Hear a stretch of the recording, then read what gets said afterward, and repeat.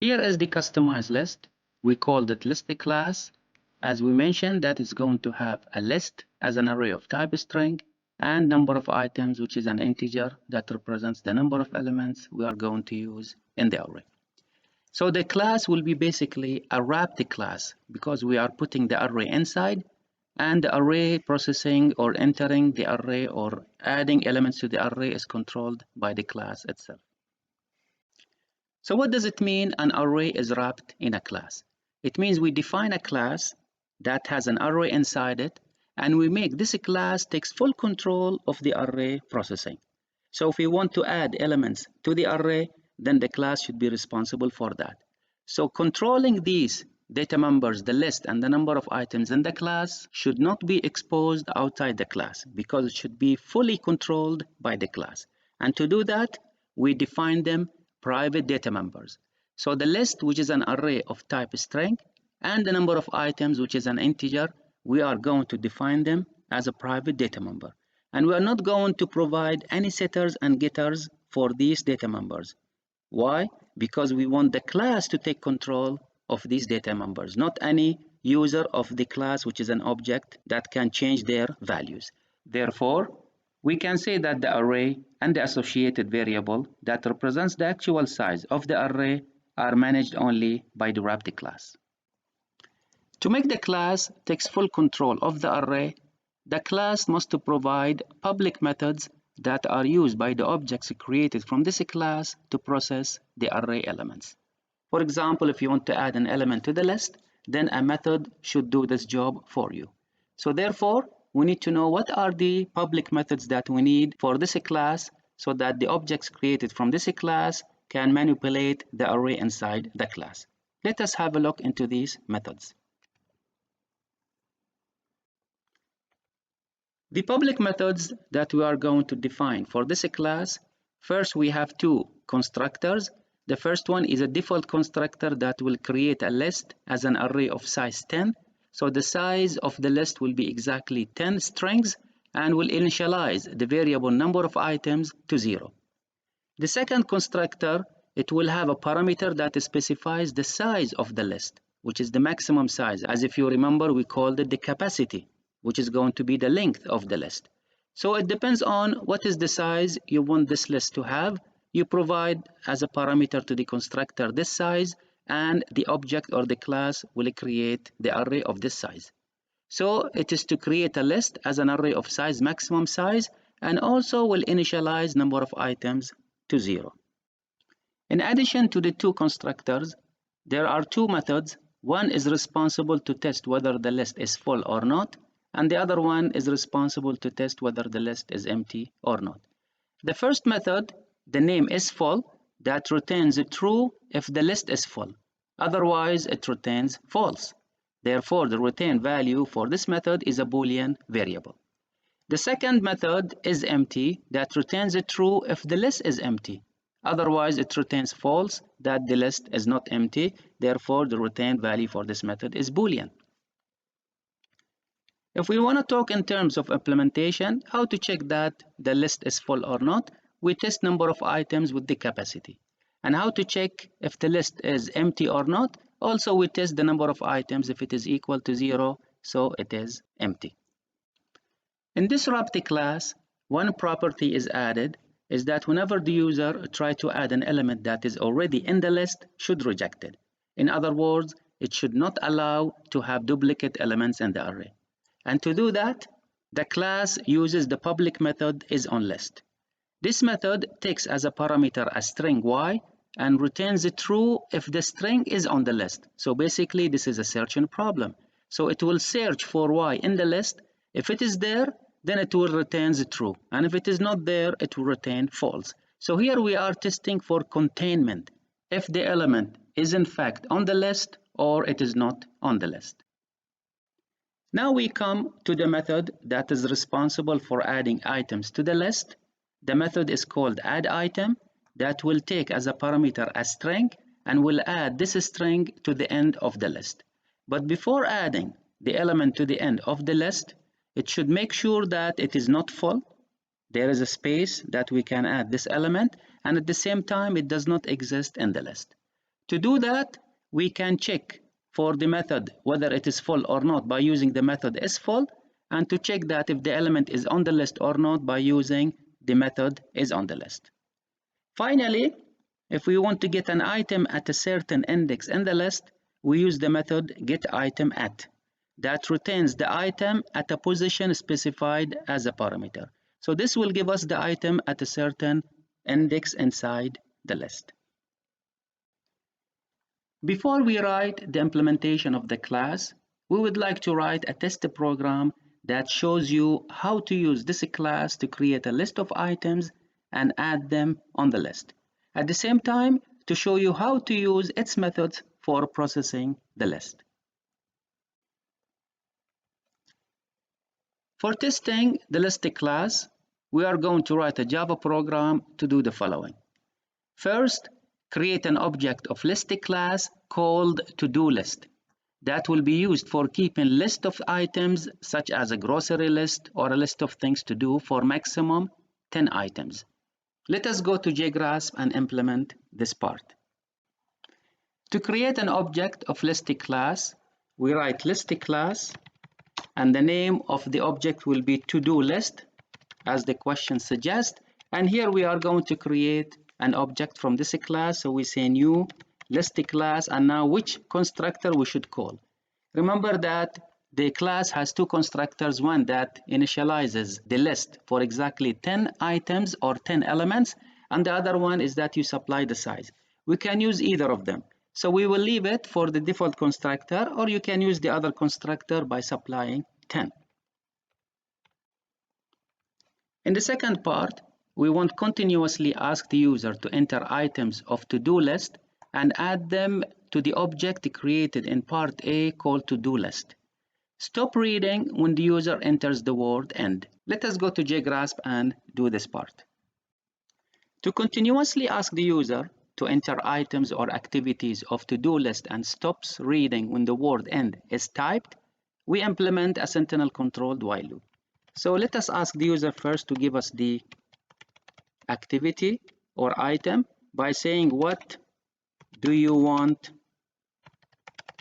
to do? And we are going to read it in a string. We are going to call it activity.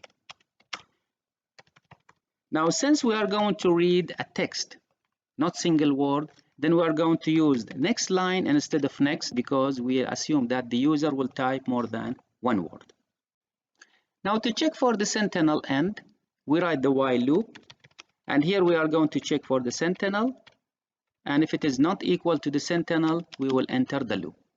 Let us write the condition that checks that the input is equal to end. So we write activity, and we are going to use the method equals ignore case, because this is a string and we cannot use the equal operator.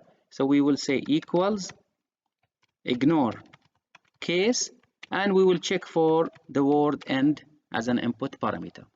Now, since we want to continue if the user did not type end, so therefore we have to put the negation of the condition, and we put exclamation mark in front of calling the method equals ignore case. After reading the activity and it was not equal to end, we need to add it to the list. To add it to the list, we write ToDoList, which is the name of the object, followed by the method that is responsible for adding elements to the list. And this method, as we discussed before, we defined it as add item, and we will provide the activity as an input parameter that should be added to the list. After adding the activity, we need to check for the next activity. This is a sentinel-controlled while loop. So we will copy these two lines and we paste them inside the loop for reading the next activity. So now if the next activity is equal to end, it will exit the loop. Otherwise, it will keep adding the activities to the list. But for how long we keep adding activities to the list? Remember that the list has a capacity. When we created the list, we called the default constructor, and it was created for only 10 items.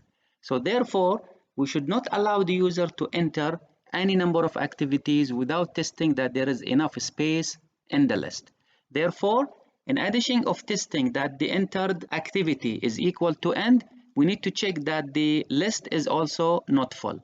And to do that, we have to call the method isFull to tell us whether the list is full or not by typing and not full. So we write not and then the name of the object to do list, which is the object of the list, and then we call the method isFull to tell us whether the list is full or not. This completes the implementation of this part, and notice that the while loop will stop if the activity name is equal to end or if the list is full. So let us test now the program, but to test the program we have to write the definition for list class. So far, how many methods we have used from this class? We have a constructor, the default constructor, we have the method isFull, and we have the method addItem.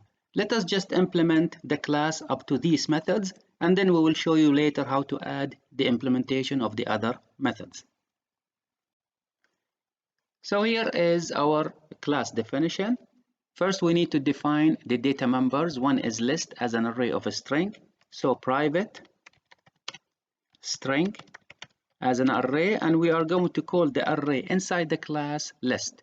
Also, we need to define a private number of items of the list as integer. So int number of items as an integer. Now we go to the default constructor. The default constructor will create a list of size 10 and will initialize num of items to 0. So we write public, and the name of the constructor is list class, and it does not have any input parameter because this is the default constructor. So we will say list equal to new array of a string of size 10. And also we will initialize number of items to 0, assume that we don't have any element in the list. Now for the constructor that we specify the size of the list, it will be public list class, the name of the class, followed by the input parameter, which is the maximum size as an integer.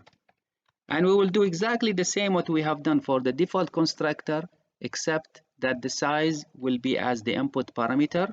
So we will copy the code from the default constructor, and in place of 10, we will write maximum size. I will define maximum small letter m, and here we are missing a bracket. Now for the method isFull. To test that the list is full or not, it should return a Boolean value, public Boolean, the name is full without any input parameter, and it should return the result of the following expression, return, and we are going to test that if the length is equal to number of items, then it is full. So we say number of items equal list dot length.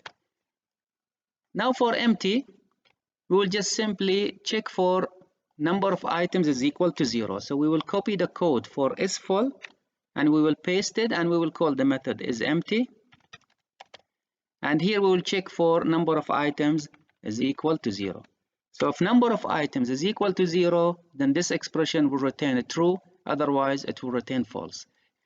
To implement addItem method, we have to make sure that the item we want to add does not exist on the list. To do that, we use another method which is called isOnList. This method takes a parameter as a string y and returns it true if y is on the list. So the definition for the method is public Boolean is on list, and it will take a string called y as an input parameter. Now we have to check every element on the list. If it is equal to y, then the method returns it true. Otherwise, if none of the elements on the list is equal to y, the method will return false. So we write a for loop for integer I equal to 0, I less than. Now for the length, we should not use length of list because length is the capacity of the array. We have to use number of items, which is the actual number of elements used of the array. So here we write num items I plus a plus, and in each iteration we have to check for the value of list I with the value of y. And since we are comparing strings, so we are going to use the method equals ignore case and supply y as an input parameter. If any of the elements on the list is equal to y, then the method will return true. And if all elements, none of them is equal to y, then the method will return false. So let us implement the add item method. It is going to be public and it's going to be void because we are going to add an item and there is nothing to return, and the name of the method is add item. It will have one input parameter, which is the item that we need to add on the list, and it is called y. Before we add y on the list, we have to make sure that the list is not full at the same time that the element that we are going to add is not on the list. So we write an if statement, we say if, and we are going to call the method is full to test that the list is full or not.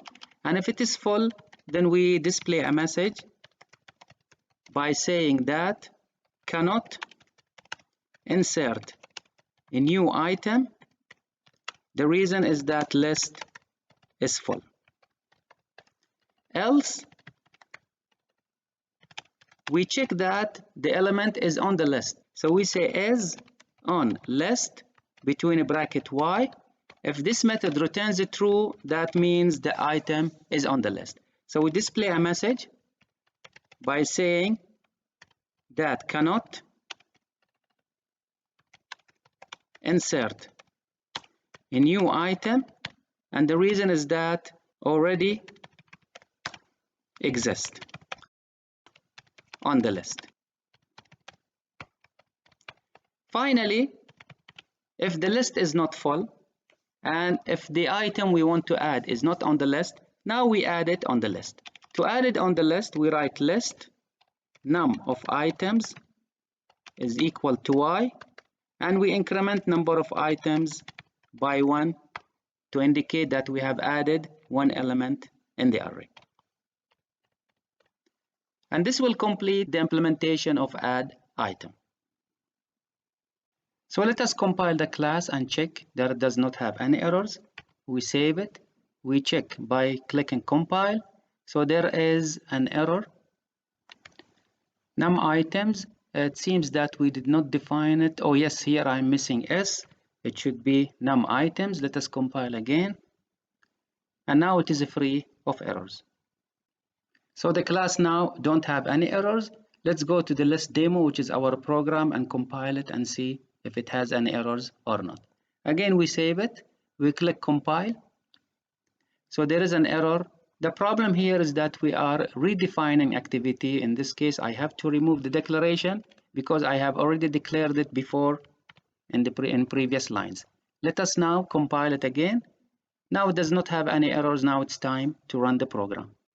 So let us run the program and add some to-do list. Here it's asking what do you want to do. Let's say, for example, eat breakfast. Another to-do list is take a walk for 1 hour. Let's say another to-do list is, for example, withdraw money from the ATM. And let's say at the end, we want to end and the program terminates. Let us try it for some to-do list such that the list will be full. So I'm going to create a list with, let's say, 3 items only. Let's run the program again. So it's asking now for activities, to-do list. Let's say eat a breakfast, take a walk for 1 hour. Let's say now withdraw money from the ATM. Now the list is supposed to be full. Let's say pay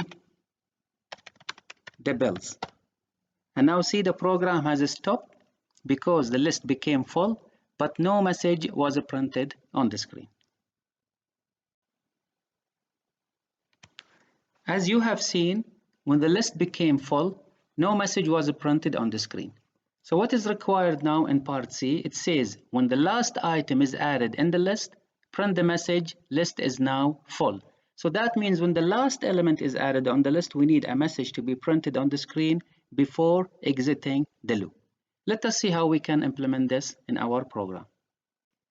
Where and when do we exactly check whether the list has become full or not? We check that the list has become full or not whenever we add an activity or an item of to-do list. And where is that? It is in fact here after we add an activity. Here we will test the list and we will say to-do list is full. And if it is full, then we display a message system.out.println saying that list is now full. But if the list is full, then there is no need to read for the next activity. In fact, we should stop. So therefore, we have to put here else statement. And if it is not full, then we are going to ask for next activity. Otherwise, we should skip it and go back to the beginning of the loop. And since the list is full, then it will exit the loop. We will format the lines by clicking this icon and then clicking the icon next to it to come back. And now the program is formatted. So let us run the program and test for some input. So what do you want to do? Let's say, for example, eat breakfast, then take a walk for an hour, and then withdraw money from the ATM. And then now it says that list is now full and we have exited the loop. It seems that we have put extra backslash, so we deleted to remove it from the output screen. And this completes the implementation of part C. In the last part, after all the items are added to the list, we need to display them on the screen. Now we need to think about how to display the elements inside the list, inside the array of the class. Remember that the list, which is the array defined inside list class as a private data member. So there is no way we can access it from outside the object. Therefore, we need to look into the class definition again and see what method can help us to give us the elements inside the array. Let us go back to the list class definition.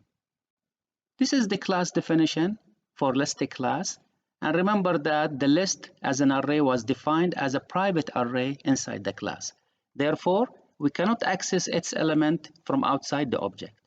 But notice that we have implemented all the methods except the last method, that its purpose is to get the item at any position specified as a parameter. So therefore, we are going to use this public method to give us the items one by one. Let us first implement this method, and then we will use it to print all the elements inside the list. So the definition for getItemAt is that it is a public method. It's going to return a string because the items on the list are strings, and the name will be getItemAt, and the input parameter for this method is a position, which is an index of the elements that we want this method to return as an item. So now we have to check that the position is within bounds. If it is not within bounds, then we have to return a null string, indicating that the element does not exist at that position. So here we say if position greater than or equal to 0 and position is less than number of items. Notice here we are not using equal here because we are talking about indices. And indices of arrays starts from 0 until number of items minus 1. If this is the case, then this method will return the string at position POS. Now, if position is out of bound, then the method will return a null string. And we write here, return null. Therefore, if the input parameter position is within range, then the method will return the item at that position. Otherwise, it's going to return none. Let us see how we can use this method to get the items of the list one by one and print them on the screen. So let us go back to our program. After we entered all the activities and saved them on the list, now we want to print them on the screen. To print them on the screen, then we have to get them the items one by one using the method getItemAtPosition. So we will have a local variable that's called POS, that stands for position, and we will start taking the elements at position 0, then next element, until we find that no string is found on the list. We will use getItem method to get the items. So we will use the activity string that we have defined on line 13. So we are going to use it again, and we will say activity is equal to do list dot get item at, and we will use POS as input parameter. So first it will give us the first item at position 0 and save it into activity. We need to check the activity. If it is null, then we should stop. So we will write a while loop and we will say while activity is not equal null, then we will print the activity and read the next item on the list. So here we will say system.out.println, and we are going to print the activity which was saved into activity. And for the next iteration, then we have to read the next item, but before we read the next item, we have to update position and make it go to the next position. And then we call the method getItemAtPosition for the new position for the next item. So in this loop, basically we are using POS variable as an index to get the item on the list at this index using the method getItemAt. And whenever the getItemAt method returns null, that means that the position is beyond the list capacity, and therefore we should stop. So now is the time to run the program. We have to go to the class definition and make sure that it does not have any errors. We save it, we compile it again. So there is an error. Yes, we forgot to put semicolon. Save it again and compile it. Now it does not have any errors. We return back to our program and run it for testing. So now it is asking for to-do list, and we will say that first eat breakfast, and then we will say take a walk for an hour, and then we will say withdraw money from the ATM.